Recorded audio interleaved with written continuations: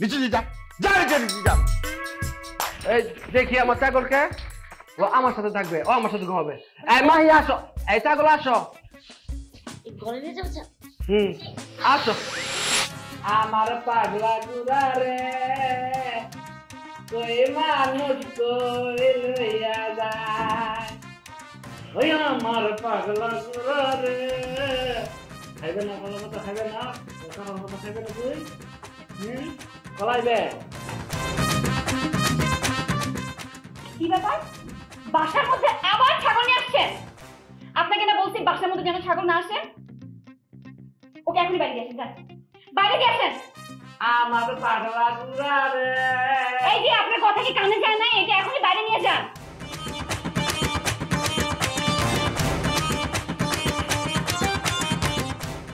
আর শুনো,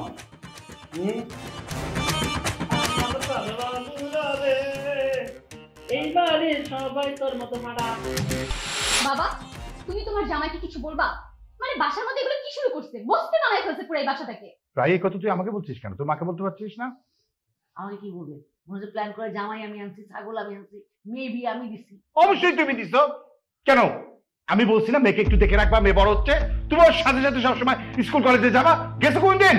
দেখো মাথাটা গরম করে না, কাজ করতে করতে আমি অতিষ্ঠ হয়ে গেছে। আমার একটা কাজের জায়গায় 10টা কাজ বাড়ছে। হ্যাঁ, আমি কথা বললেই তো তুমি কাজের জোতা দাও। কেন? আর মেয়েরা কি সংসার করে না? স্ত্রীরা সংসার করে না? স্বামী স্ত্রী দেখে না? বাচ্চা দেখে না? তুমি কি করো? খালি সংসারের কাজ করে যাও। বাবা, একটু চুপ থাকো না।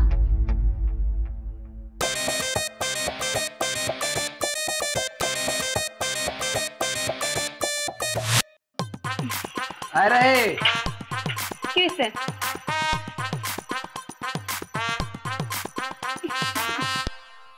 যাও কেন? আমি কোথায় যাচ্ছি সেটাও কি আপনাকে বলে যেতে হবে? অবশ্যই, কারণ আমি তোমার বড় দুলা ভাই বাপের মতো, আমি তোমার বাবা। আমি আপনাকে বলতে চাচ্ছি না। তুমি তুমি কোন যাও, আমি বুঝতে পারছি। তুমি এখন তোমার পোংটা বন্ধু লাগে যে পোংটামি করবা। আপনার সাথে কথা বলার কোনো রুচি আমার নেই। তো তোমার সাথে ছাগলই বালা, ছাগলের রুচি আছে, পাতা পুতা খায়। তুমি একটা কাম করো, তুমি যখন বাইরে যাই ভাই, ছাগল একটু পাতা পুতা খাওয়া যাও। কি? আমি খাওয়াবো ছাগলকে পাতা? অসম্ভব। এখন পাতা খাইবা না, কিন্তু ছাগলের মাংস ঠিকই খাইবা। হ্যাঁ, তুমি তখন কিন্তু ছাগলের মাংস খাবা। বললো দুলো ভাই রানটা আমাকে দেন। এই কথা আমি জীবনেও বলবো না। আপনার ছাগলের মাংস আপনি খায়েন। ছাগলটা দিয়ে পুরো বাড়িটা নোংরা করে ফেলছে। বাসায় এসে আমি যেন ছাগল আর না দেখি। আরে ছাগল কি তা বলছে জানেননি? ও, আপনি কি ছাগলের কথাও বুঝতে পারেন? বুঝি তো। কি বুঝলেন?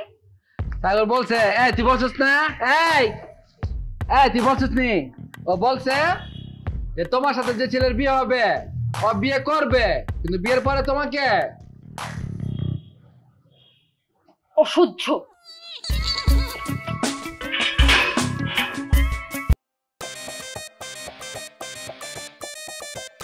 তুই কি বলছিস এটা? বলছ? হ্যাঁ, কথা কথা রাখ, বলছিস তুই?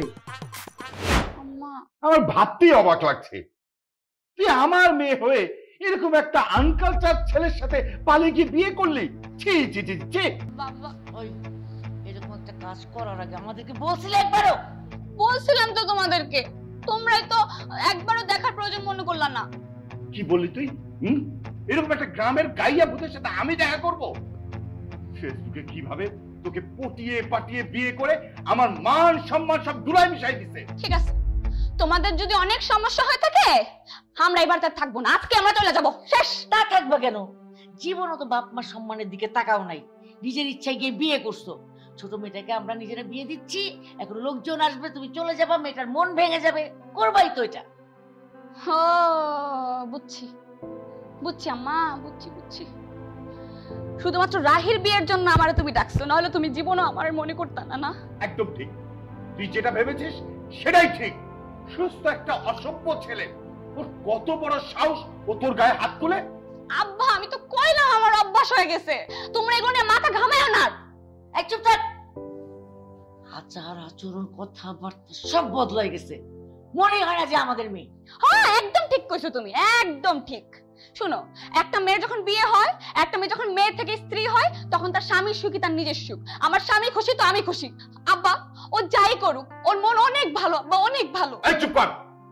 এরকম একটা অসভ্য ছেলে মন ভালো হলে কি আর খারাপ হলে কি? অসভ্য, অলওয়েজ অসভ্য। এই ও নো, এগুলা কি টেবিলে? এগুলা কি? বাবা সুরুজ। সুরজ? সুরুজ ওই যে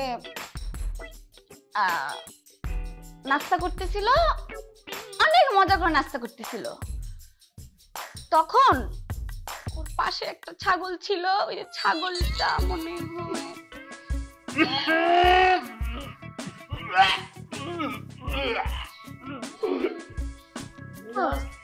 কি যে গরম হইতেছে, তুই শুরুতে বোঝা। এই যে বিয়ে বাড়ি মানুষজন আগে থেকে আসা শুরু করবে, যখন দেখবে এইখানে ওইখানে ছাগল